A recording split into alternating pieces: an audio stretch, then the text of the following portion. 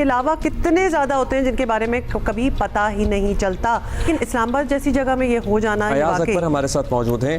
अयाज, क्या इब्तदाई तहकीकात में बात सामने आ रही है? घर वाले मौजूद नहीं थे, घर वालों के बयानात लिए गए, किस पे शक है अहले खाना को? मुकदमा दर्ज हो गया, नहीं हो गया?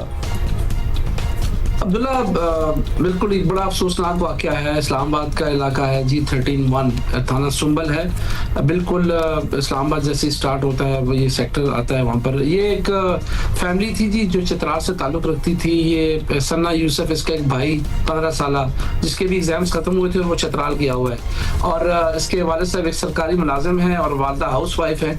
ये जो वाक़या कल 5 बजे के करीब हुआ है, तो इसकी वालदा साथ ही G13 के पास मार्केट है, वहाँ से कुछ घर का सामान लेने गई थी। और वालिद साहब इसके ऑलरेडी किसी काम से बाहर थे और भाई इसका ऑलरेडी चित्राल में था। ये अपनी फुप्पो के साथ, जो कि कुछ दिन पहले ही इनके साथ 3-4-5 दिन से आई सी रह रही थी, ये अपने घर में मौजूद थी। ये ऊपर वाले पोर्शन में अब्दुल्ला रिहाइश पजीर थे और अचानक से एक फायर की आवाज़ आती है और इस दौरान एक कन्वर्सेशन भी होती है कि तुम यहाँ से जाओ, यहाँ कैमरे लगे हुए हैं, मैं तुम्हें पानी देती हूँ। ये कन्वर्सेशन जो है ये हुई है, जो इसकी फुप्पो ने खुद सुनी है अचानक से। और उसके बाद 2 फायर होते हैं और उसके बाद मुलजिम सीढ़ियां उतर के वहां से फरार हो जाता है। अब आप रह गए कि सॉरी अयाज, हम आपको रोक रहे हैं। ये कॉन्वर्सेशन जो होती है, ये फुप्पो ने सना जो कत्ल हुई है उसकी कॉन्वर्सेशन थी कि वो किसी से बात कर रही थी?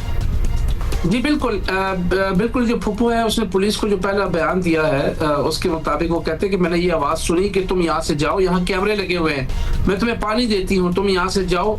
और इतनी देर में फायर की आवाज़ आती है। इस कन्वर्सेशन से इब्तदाई तहकीक के मुताबिक ये अंदाज़ा होता है कि ये जो शख्स था जिसने फायर किया, ये एक यंग लड़का है स्लिम सा, जो कि हुलिये के मुताबिक बताया गया पुलिस को।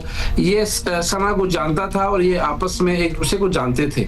और इसको ये भी मालूम था कि घर में इस वक्त कोई मौजूद नहीं है और ये आता ही इसी मकसद के लिए है, जो कि अपेरेंटली तहकीकात के मुताबिक ये चीज़ें सामने आ रही हैं। और इसको घर का भी मालूम था और इसको ये भी मालूम था कि ये ऊपर वाले पोर्शन में रहते थे, ये रेंट में रहते हैं। इस बात से यही पता चल रहा है कि वो एक दूसरे को जानते होंगे।